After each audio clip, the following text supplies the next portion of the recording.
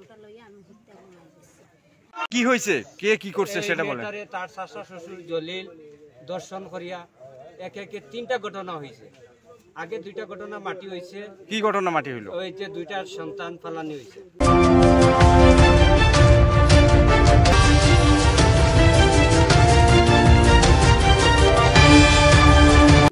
যে নিপটা আমার উকিল মেয়ে সাথে পূর্বে অনেক 3টা ঘটনা, পূর্বে 2টা ঘটনা মাটি দেওয়া হয়েছে, আর এই ঘটনাটা মাটি দেওয়া হয়েছে না বিধায় আজকে সমাজবাসী দেশবাসী শুনছে।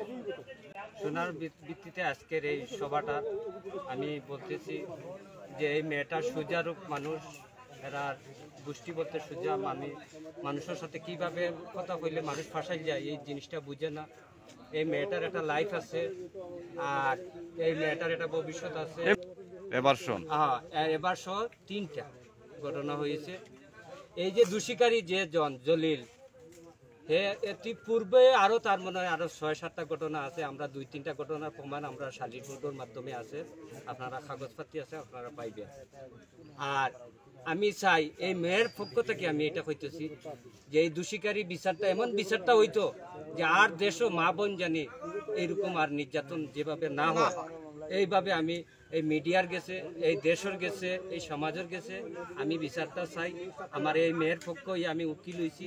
মেম্বার মোহাম্মদ ফারুক মিয়া, আজকে যে জলিল, আব্দুল জলিল যে একটা কুকর্ম করেছে, সে ইতিপূর্বেও আমার মেম্বারে আমলে 2টা ঘটনা করেছিল, এবং আজকে যে ঘটনা হয়েছে মোহাম্মদ আব্দুল কুদ্দুসের 2য় নম্বর ছেলে সাজু আহমেদের স্ত্রীর সাথে তাদের সম্পর্কের চাচা শ্বশুর এবং ভাতিজা বউ হয়। তো আমরা মেয়ের জবানবন্দিতে শুনছি যে তার নাকি জোরপূর্বক দর্শন করেছে এবং পূর্বে 2টা সন্তান নষ্ট করেছে, এবং ইতিমধ্যে যেটা আছে তার অন্তঃসত্ত্বা 8 মাস প্রায় আমরা মজলিস থেকে শুনতে পারলাম। এবং আমি সাবেক মেম্বার এবং অত্র মহল্লার সবারই একই কথা যে এই আব্দুল জলিল দীর্ঘ তার যে কুকর্মে লিপ্ত ছিল কয়েকটি বার, তার আইনি প্রক্রিয়া নিয়ে উপযুক্ত শাস্তি প্রদান করা হোক এবং ওই মেয়েটার ভবিষ্যৎবাণী যেন হয়, এটা আমরা সমাজবাসী সবাই আশাবাদী। প্রশ্ন আছে, যদি বাচ্চা দর্শন করে তাহলে আবার জোরপূর্বক কিভাবে দর্শন করলো? ওটা মেয়ের জবানবন্দিতে আমরা শুনতে পারছি যে মেয়েটাকে নাকি ভয়ভীত অনেক কিছু দেখাইছে। তারপর আমরা আজকে তার মুখ থেকে জবানবন্দিতে শুনলাম, পরে যে বাস্তবে আমরা দেখলাম যে আসলে সে 8 মাসের অন্তঃসত্ত্বা। এখন কি বিচার চান? এখন তার আমরা উপযুক্ত আইনি প্রক্রিয়া অনুযায়ী তার সুষ্ঠু বিচার চাই, এবং অদূর ভবিষ্যতের জন্য আমাদের এই গ্রাম মহল্লা প্রতিবেশীতে এই ধরনের কোনো ঘটনা কেউ করতে সাহস না পায়, তার সুষ্ঠু বিচার আমরা দাবি করছি। পুত্রবধূর উপরে যে দর্শন করছে বা তার পেটে এখন ওই জলিল মিয়ার বাচ্চা, এজন্য আমাদের কাছে দাবি জানাইছি, আমরা আপনাদের গ্রামবাসী সবাই বলছি। এবং এই জলিল মিয়ার আরও পূর্বে অতীতে অনেকগুলো ঘটনা আছে, একটা না একাধিক।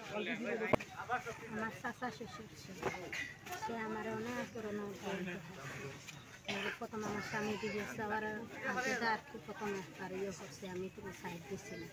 পরে আবার আমার স্বামী বিদেশ যাওয়া পরে আমার বহুত ধরনের আর কি সমস্যা দেখাইছে, এমনি হেমনে বয়া দেখাইছে, আমি রাজি হচ্ছি না।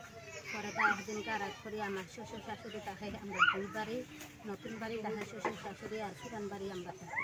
কারণ আমি আমার বাচ্চা লইয়া ওটা লইয়া আমি ঘুরতে ঘুমাই গেছি, আর দরজা খোলা আসছিল আর কি, আমরা ঘুমাই গেছি যে আর মনে নাই দরজা লাগানো। আমার শ্বশুরে দরজা খুললা গিয়ে ঘুমাইয়া আমার লগে এই অবস্থা করছে। কোন শ্বশুর? কে শ্বশুর? শ্বশুর আব্দুল জলিল। এটা কতদিন আগের ঘটনা? 8 মাস আগের ঘটনা। তারপরে বিষয়টা এটা কি একবারই হয়েছে না একাধিকবার? জি না, 3বার হয়েছে। তো বিষয়টা আপনি এলাকার আপনার শ্বশুর শাশুড়ি কাউকে জানান নাই? জি না, আমার কইছেন যদি জানাইতে আমার এমনি বউ দেখাইছেন, আমার মাথার তাবিজ দিয়ে মাথা নষ্ট করে দিচ্ছে, তাবিজ করে আমার মাথা নষ্ট করে। তাবিজ তো এটা আসলে কুসংস্কার, তাবিজের বিষয়টা না।